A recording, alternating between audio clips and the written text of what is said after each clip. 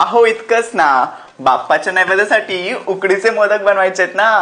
मग अशा पद्धतीने पारंपरिक उकडीचे मोदक तुम्ही ट्राय करा ना, ज्याची चव आहे आरारारा खतरनाक. तर मंडळी काय करायचं, पितळेची खिसणी घ्यायची आणि सोबतीला ओला नारळ मस्त कसा कसा खाऊन घ्यायचा. आता पितळेच्या कडेमध्ये घरगुती साजूक तूप घालायचं आणि गरम झालं ना मग घालायचा गुळ आणि तो विरघळला की मग घालायचं ओलं खोबरं, छान मिक्स करून घ्यायचं. आता यात घालू भाजलेली खसखस, वेलची पावडर आणि ड्रायफ्रुट्स पावडर, मस्त मिक्स करायचं. सारण तयार.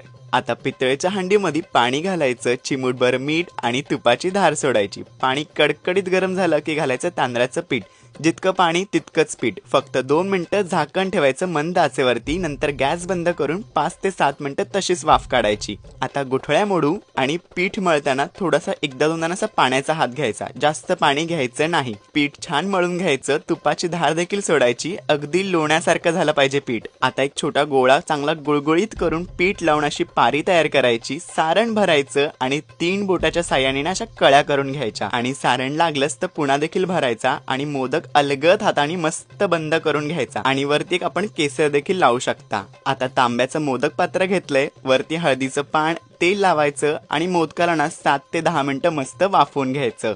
आहा, काय मोदक गुबगुबीत दिसते बघा. अशा पद्धतीने कराल ना तर गॅरंटी देऊन सांगतो तुमचा मोदक ना जबरदस्तच होणार. आपल्या लाडक्या बाप्पांसाठी असे गुबगुबीत उकडीचे मोदक बनवा. बोला गणपती बाप्पा मोरया.